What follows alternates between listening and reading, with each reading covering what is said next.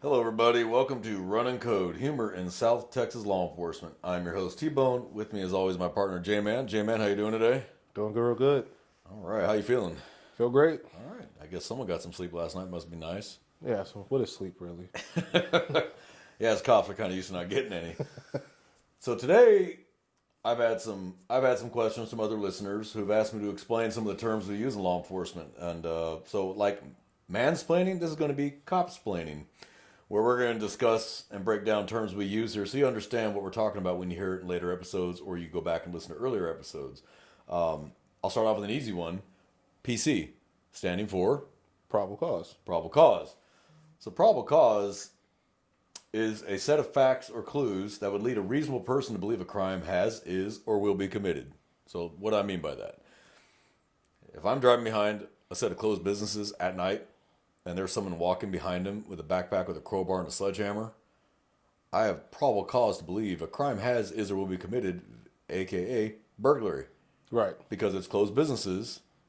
It's not residential. He's got a backpack with burglary tools, sledgehammer, crowbar, stuff like that. I can stop and detain him and identify him and talk to him.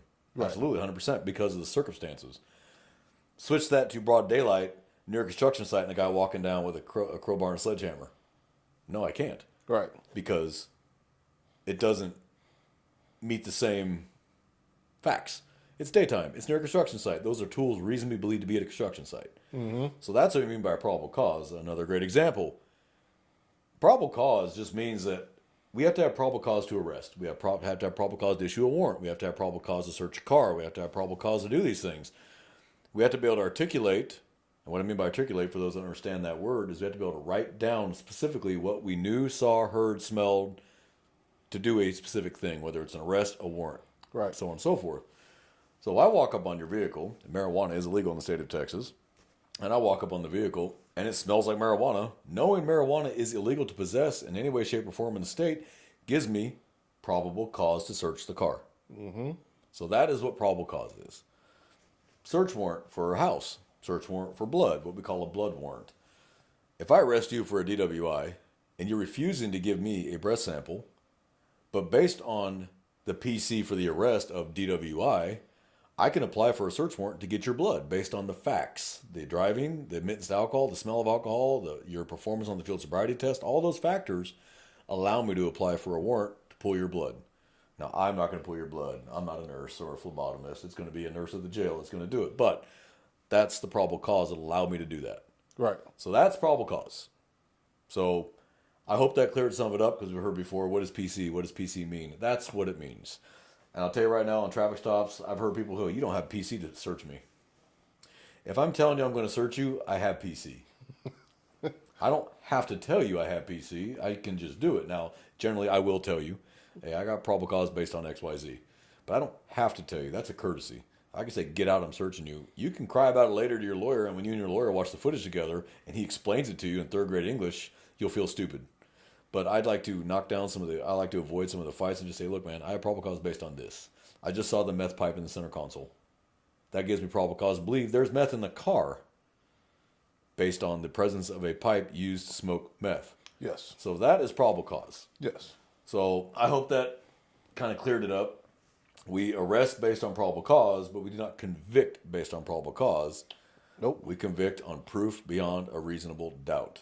Yep. So people don't understand that. We don't arrest you based on a Loctite case right then and there. We arrest you based on the elements of the offense. What that means is every penal code has elements to an offense in the penal code. So to have family violence, you must have committed an assault against a member of the family or the household. Yes. If it's not a member of the family or household, it's just assault. Yes. So these are the elements of the offense. So that's what we mean, guys. So I hope that clears up some misconceptions or misunderstandings about what we mean by probable cause. Give me another one, J-Man. Another one, common, of course. I know I've used it before, and you've used it before on the show. POM. POM does not mean pomegranate juice or pom pom. It's for possession of marijuana. Yep. It's just how we shorten it. So we may say, you may hear officers say, "Hey, I arrested that individual for POM," and they just mean possession of marijuana. Because we know what he means. Yes. But of course, we do have civilian listeners, and we love the fact that you guys listen. Thank you, thank you, thank you. But sometimes we could speak in a way to where we're using cop jargon, slang. Yes. And half of our listeners may not know what in the world we're talking about. Mm-hmm. Yeah, so POM is definitely possession of marijuana. Unless there's something else, and I'm not aware of it yet. But it's it's possession of No, marijuana. I've never heard POM mean anything else other than possession of marijuana. But yeah, we're going to shorten it. Just where it's cop jargon. Every profession has jargon. Mm-hmm. Doctors have jargon. Nurses have jargon. Everybody has jargon of some sort. So we have our own jargon. The difference is a lot of people understand jargon from other professions, but cop jargon, unless you're a cop or married to a cop or dating a cop, and you've heard the terms before in conversation with them, you're not going to understand them. And we'd like to clear that up. And we had an episode back, I don't remember if it was 3 or 4, where we did common myths and misconceptions. This kind of dovetails nicely with that. And for the listeners that maybe didn't listen to common myths and misconceptions, go back, take a listen to that. But now I think you'll understand it a little bit more. You may go back and listen again because you heard it the first time, didn't know what it was, and now you do know what it was. Right. Other ones, you hear the term CCP. That stands for the Code of Criminal Procedure, which is how we do our job as law enforcement officers, what we're allowed to do, the limits. The penal code are the laws. Those are the actual laws written by the state legislature and signed into law by the governor that you may not do X, Y, Z, or this will be the penalty. And it's like, for instance, murder is 5 to 99. Capital murder is 99 or life or death. Those are the penalties set for the laws you're breaking. Yep. The Code of Criminal Procedure is what tells us how we can do our job, what we're allowed to do, what our limits are. So a lot of people don't realize is, and I'm going to explain this, a lot of people may not realize, is the Constitution limits the government's power. It tells what the government may or may not do based on those search and seizure, freedom of speech, stuff like that. The amendments that govern how elections are held and states' rights and government rights. The penal code is the laws that we have to follow as citizens. Yeah. So that's the difference. The Constitution limits the government's power, and the penal code is the crimes that a person could be subject to arrest for. So that's the big difference. And of course, you got the civil code, and you got the family code, and the health and safety code, and all the different codes. The penal code tells us what we're allowed to do, or a penal code tells you what you may not do, and the Code of Criminal Procedure tells us as officers how to do our job. And you may have heard the term case law before, too. That's another one. Yeah. Case laws is pretty much how these laws come about that we have to follow is based on a case law. What do I mean by case law? It was a case that went to the courts, made it all the way through the court. That person was convicted. They don't appeal an innocent, they don't an innocent ruling. They were convicted, so it goes up to the next level. In Texas, that's the Court of Criminal Appeal. And if they don't like the answer they get there, then they can go to the Fifth Circuit Court, which is headquartered in Louisiana. Mm-hmm. If they don't like the answer they got there, then they can go to the Supreme Court of the United States, which is the ultimate governing body for laws in the United States. Right. Their word is the final say. That's it. Once they make a call, that's your call. So I'll give you a great example. Everyone's heard Miranda warning. I know my rights. I know my Miranda warning, and most people don't know their rights. Miranda v. Arizona. Miranda v. Arizona, which is a very famous, and when we say landmark case, and you hear the term, we say landmark ruling, that means it was a case so important and so groundbreaking that it changed the landscape of law enforcement. The Miranda v. Arizona was one of those cases. Prior to that, you didn't have to read someone their Miranda warning, and they didn't have to acknowledge they understood their rights. Yep. So you could question somebody without even telling them they had the right to shut up. The Fifth Amendment had been around a while prior to 1960. Was it 64, 65? It was somewhere mid-60s. Yeah. But the officers didn't Mirandize. There hadn't been a ruling made where it was required. So now, after that court case, and it was, I can't remember his first name, but Miranda was arrested. He was not read as Miranda. He was convicted, but he won on appeal up to the Supreme Court because he didn't know he had the right to remain silent because he confessed to, I believe it was murder. Yeah. I believe it was murder.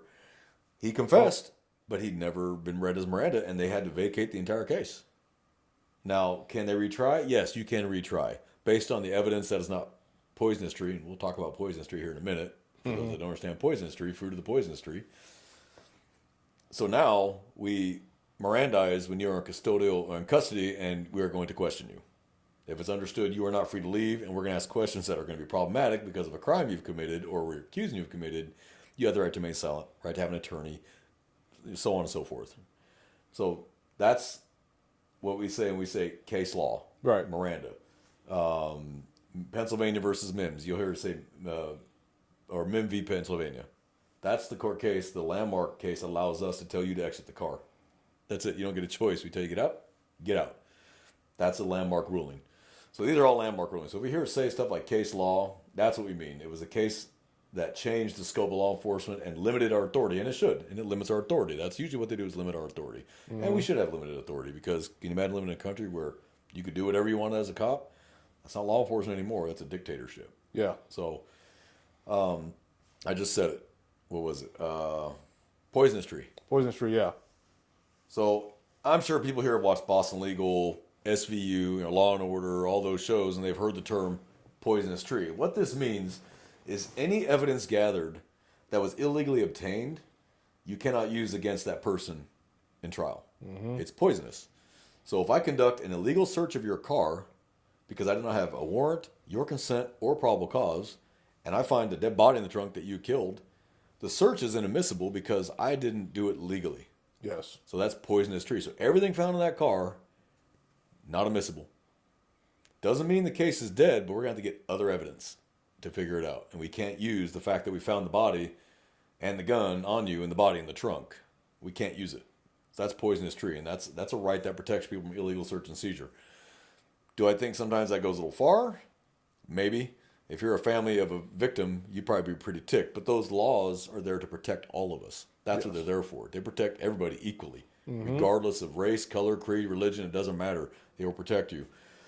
I can't walk up on a car and just demand to search it without, I don't smell marijuana, I don't see drugs and evidence. Even a gun, just being a gun of evidence does not give me a right to search a car. This is Texas. Yeah, oh yeah. So now some states where you can't carry without a license and you can verify that license, they probably can. Like Illinois, you got to have a FOI card, a FOA card, FOIA card, something like that. They can, because you can't have a gun in that state without it.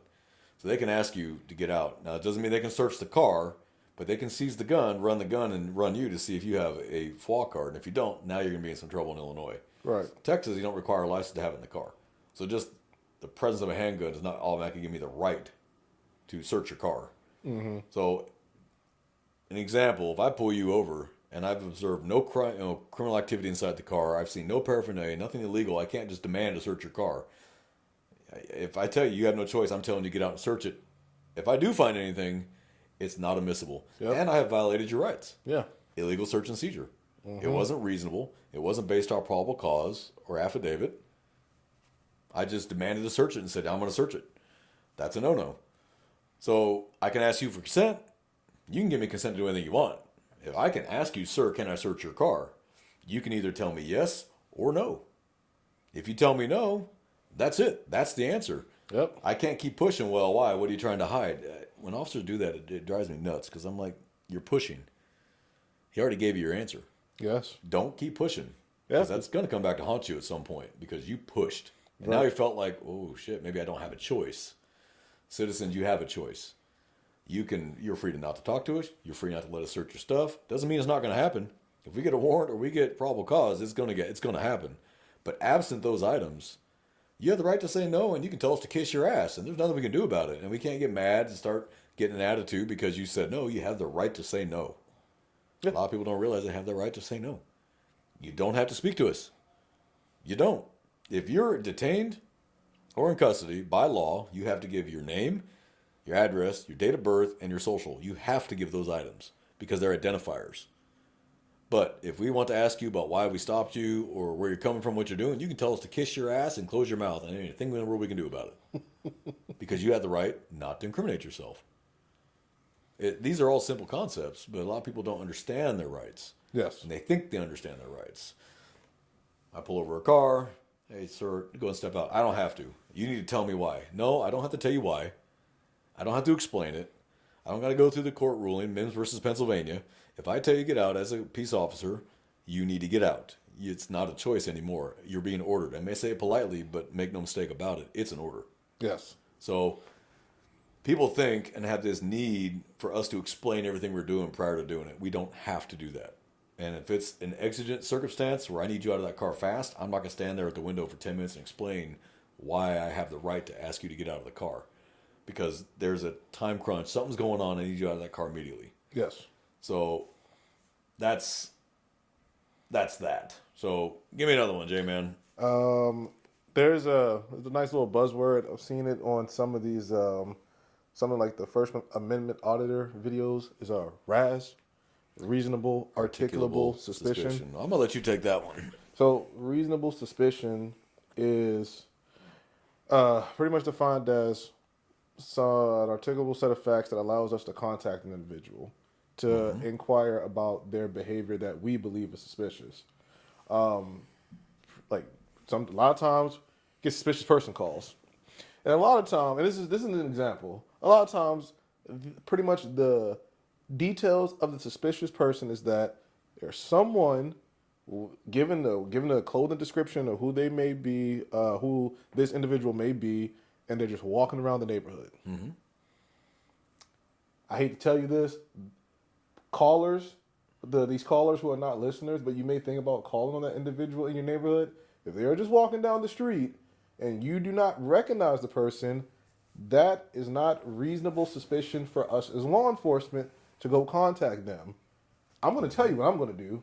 I'm going to drive by, see the person. Oh, he's just walking. I'm driving by, and on my key card is going to say, individual was walking. No offense is committed. No illegal activity No illegal activity observed. 10-8. And 10 codes, we'll go into that something next as far as like, we don't really use 10 codes, we use plain speak, but sometimes you will hear officers use 10 codes. Yeah, but it's not doing anything. Now, if a citizen calls in, there is a description of this individual who is peering in vehicles, looking in the windows, hands cupped over, that's not illegal.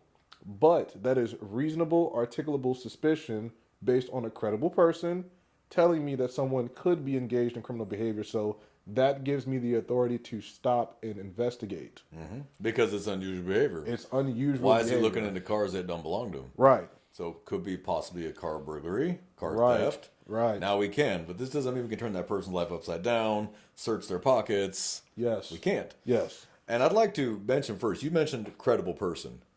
I'd like to explain what a credible person is. Yeah, go. So people understand what credible means. If you call 911 to report something, but you refuse to give us your name or phone number, you're not considered credible. Because we don't know who you are, and we don't know your phone number. We can't have you testify in court if it turns out there was a crime committed. So you're not credible. To be a credible person, you must be identifiable. We have to know who you are. Name, date of birth, phone number. At least we can call you back and say, what else did you see? Can we come by and get a statement from you? So for those callers that call us and go, I want to report a crime, but I don't want to tell you who I am, you're not giving us anything to work with. Can't help you. Yeah. We need a complainant that is identifiable. Right. So now, you're going to get out of this tomorrow night, New Year's Eve. My neighbors are shooting off fireworks. We're not coming. We're not coming to tell them to stop doing the fireworks because you got to work tomorrow. It's not going to happen. It's New Year's Eve. In Texas, fireworks are legal. So guess what? We're not going to come out because you're mad that your neighbor is shooting off fireworks. Sorry about your luck, Chuck. Have a good night. We're just not coming. And people don't understand that. It's not a crime. Shooting off fireworks is not a crime. It's New Year's Eve. Everybody's shooting off fireworks. Mm-hmm. July 4th, same thing. You know, we get the calls. Now, if you step out and say, my name is John Doe, and this is my phone number, and the neighbor's shooting his gun in the air. Entirely different story. Right. Because those bullets come up and they come down. Right. They're going to come down on someone's roof or someone's head or someone's car. Totally different story. What that person's doing is dangerous. And if you're willing to give us your name and your phone number and tell us who's doing it, now we're going to come to that because we have a credible person who has identified a crime because it is illegal to fire off firearms in populations. It is. Yep. In Texas, it is. Yep. In Texas, it is because bullets come down. Yep. Now we have a whole different story. But if you say my neighbor's setting off Willie Pete's and I got to work tomorrow, do not be surprised when nobody shows up because we're not going to. It's just not going to happen. So I'm glad we were able to mention credible person because we hear this a lot. Yeah. And then I guess just to continue, 10 codes. Oh, 10 codes, yeah. So 10 codes is something that universally in law enforcement were a thing. It's fading out. They're fading out because it's far as communication purposes, it's easier for us to use plain speak or plain language. What we mean by plain speak is we just say on the radio what we have and what we need. So Right. everyone can understand what we're asking. I like when I started going through the police academy, I really didn't know most of the 10 codes outside of I am 10-8, meaning I'm back in service. You know, I'm 10-4, meaning I'm clear, code 4, 1099, or like 95, stuff like that. But if I was to completely use a sentence in 10 code over the radio, that would be hilarious, number one. But I'm pretty sure there'd be a couple of head scratchers. Like, There'd be some head scratchers. What did he just say? Maybe not from the old timers that when they came in the 90s, they used 10 codes almost exclusively. Right. But for people like me who came in the 2000s, like maybe like what 20, I want to say 2020, maybe 2011, 2012 and after. Oh no, he'd have no idea what he's talking about. So Like, hey, what did he say? So the reason why we don't use 10 codes anymore stems from 9/11. Right. Because they had all those different agencies responding there, and their 10 codes meant something different than their 10 codes did. So each agency were trying to talk on the same net, but the 10 codes, your 1010 might mean different than my 1010. So we got away from that. Now we use 10-4 because that's universal for understood or I'm okay, or we say code 4, dispatcher will call you and say, what's your status? I'm 10-4 or I'm code 4, means I'm fine. 10-8, like you said, 1050 means a crash. Pretty universal for crash is 1050. 1095 means someone's in custody. Right. 1099 either means that person has a warrant, or 99 if it's a car means the car is stolen. And then 109 means repeat your traffic. Say it again. 109 dispatch, I didn't catch you. And they'll say it again, or they'll tell you 109 because they didn't understand you. But there's maybe 5 or 6 10 codes that we use now out of the 100. And after that, we just now California 1013 I believe is still officer down in California. I believe that's still, but we don't use 1013 in Texas. We just say an officer down. Right. Yeah. You know, it's clear speak, get it across the radio, so everyone understands what's going on. So that was a good one. I like that. How about? It must be the weekend because my brain's fried at this point. You know, we do it all day long. We don't even realize we're doing it. We just say it. You just say it, yeah. Like, You just say it like throughout conversation. Yep. I know, and I guess a lot of this could just be legal terms too, as far as maybe that we might mention. I believe I mentioned it maybe during our episode for like DWIs, motion to suppress. That's a good one. I like that. Motion to suppress it's a court hearing. So this is after an individual has been arrested for any offense. It just doesn't specifically relate to DWI. The objective of the defense attorney is to try to get the judge to look at the probable cause for the stop or the probable cause that led to the arrest of their client. Lots of times it is used in traffic stops, and the suppress hearing is for the defense to give facts that show that the probable cause was not what it wasn't present, and to suppress it, meaning to get rid of it, to throw out the charge that the person was arrested for. And going a little deeper into motion to suppress, there's no jury there. Nope. It's you as the officer, the judge, the prosecutor, and the defense lawyer, and maybe the client will be there. Sometimes the client's not there. Sometimes the client is there. Sometimes it's just the lawyer speaking on behalf of the client. Yeah. And they're trying to get evidence suppressed. Yep. So they may go to the video and show the video to the judge and say, I believe this makes my client look really bad. You know, prejudicial is the word they use. Mind hearing. Yes. Yeah. And try to get the video footage suppressed, or maybe just the audio, or get the whole video thrown out so that. And what this means is, let's say the trial's still going to go on, but the judge suppressed the footage. Means it can't be mentioned at trial and it can't be shown at trial. Yep. It does not exist now. For the purposes of the trial, it does not exist. Yep. So that's what a motion to suppress is. Basically, if they can get to probable cause, let's say we did a traffic stop. We find 40 pounds of meth, but you didn't do a correct traffic stop because when you run the footage back, it wasn't that car that did what you said he did. It doesn't matter what he had in the trunk now. The probable cause to stop the car no longer exists, which means goodbye entire case. It's gone. Yeah. The judge can dismiss it right there. Yeah. Now, this is not a decision made right then and there. Judges don't make the decision right then and there at that moment. Usually, you'll hear about it, 3 to 5 days, and they'll call you back and say either the case is going to go on, the judge agreed with you, or the case judge disagreed with you, and the case is now dropped. It's a done deal. It's over. Of course, this doesn't mean the person didn't do it. And what I have to try to constantly get across to people is just because you beat the case doesn't mean you didn't do it. We know you did it because we arrested you for it. We were standing there, we watched you do it. It's you had a smooth lawyer, a dumb jury, a prosecutor that screwed up, an officer that screwed up because he said something stupid on the stand or he wrote a crappy report. Doesn't mean you didn't commit the crime. And what kills me is, I got it dismissed. It doesn't mean you didn't do it. We know better. We know how to read what dismiss means. Dismiss missing witness means the officer didn't come to court that day. Doesn't mean he didn't do the crime. It just means the officer didn't come to court that day, and so they just dismissed the case because they didn't want to make another court date on an already packed court docket. Right. So that's all that means. So listeners, we hope you learned something today. I try to respond to questions I get from people on this show. What does this mean? What does that mean? And we thought maybe this was a good time to try and explain some of that. Maybe we did it 20 episodes too late. So Probably, yeah. we probably should have done it earlier, but we like to leave a little mystery. We hope you enjoyed the show. We have a lot of fun doing these, and I don't know. To me, it's cathartic. I get stuff off my chest. I feel better. Yeah. And I like to share what we do because I want the public to understand what we do. Because it shouldn't be a mystery. Law enforcement shouldn't be shrouded in secrecy. No, it the shouldn't. public needs to understand how this works. They need to understand their rights. They need to understand our limits, their limits, what they can do, what they can't do, what we can do, what we cannot do. Just as importantly, what we cannot do. This doesn't mean you act like a jackass on the side of the road. Okay, the side of the road is not where you fight it. Nope. If your rights truly were violated, your lawyer's going to watch that footage, and believe me, he's going to be on it faster than you are. Right. And that problem will be solved in short order real quick. There's a term for that. Holding court in the streets. Yeah, we don't hold court in the We streets. don't hold court in the streets. Just so you know, listeners, you cannot legally resist arrest. It doesn't matter what you're being arrested for. You cannot legally resist the arrest. If it's a bad arrest, trust me, the officer's going to pay for that. One way or another, he's going to pay for it. Dearly. And then you're going to end up in a civil trial suing the agency for the false arrest or whatever it was, and you're going to have money. But if you turn around and stab me, shoot me, or beat me up, your chances of winning that is kind of going to go down a little bit. Because while the jury may be sympathetic to you and your case, they're not quite as sympathetic if you're kicking an officer in the teeth on the side of the road because you didn't agree with what he did. So don't hold court on the side of the road. If you do not agree with the decision made, there are avenues. You can complain to the internal affairs of that agency. You can call a criminal investigation division, file a criminal complaint.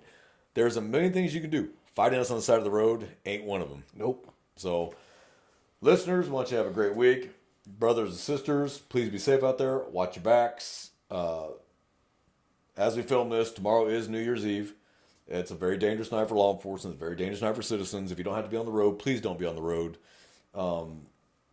If you have to be on the road, please drive very carefully. Please do not drink and drive. Right. There's always another option. Always. Uber, Lyft, sleep in your car, have a friend, sleep where you fall. I've done that one. In college, I hold sleep where I fell. Better than driving. It is. You know, you may wake up with a smiley face or a dick drew on you with a Sharpie, but guess what? You didn't drive and kill somebody. Yeah. So I'd rather be laughed at than stared at in court because I killed somebody because I felt I could drive. So, J-Man, do you have anything to add on this? Yep. And we just one thing. Copsplaining. This is once again just explaining, cop lingo, police jargon, whatever you want to call it. This is not dictating, making someone feel less of a person. This is not mansplaining. So please don't think, oh, you Good guys point. yeah. We don't want to be canceled. You're I appreciate that. You're copsplaining me now. You're top copsplaining me. No, if a cop is just talking down to you, that person's being a dick. Yep. This is, hey, we're talking about cop lingo, police jargon, things like that. So it doesn't mean you're stupid, because ignorant and stupid do not mean the same thing. Absolutely Ignorant not. means a lack of knowledge. Yep. So for the citizens out there that think we're copsplaining because we think you're stupid, no. It's like you have a job, we may not understand these things, and we'll ask you, hey, what does that mean? I don't know what that means. Doesn't mean we're stupid, doesn't mean we're just ignorant of the knowledge of what you do. So that's all we're trying to do is shed light on this and make it understandable for the average citizen to go, oh, I understand what he was saying now. I get that. That makes sense. Yeah. And if you learn something every one of these episodes, that's what we want. Yep. If you learn something, fantastic. If you just enjoyed it purely for the entertainment, great. We're good with that too. But we do want people to learn because, like I said earlier, this should not be shadowed. We're not shadow company. This is law enforcement. It's transparent. We need to be visible. You need to ask those questions. Yeah. That goes back to Vietnam. So, listeners, have a great week. J-Man and I are out of here. Please be safe and take care of yourselves. Have a happy new year. Be safe, everybody. We're out of here. We're out.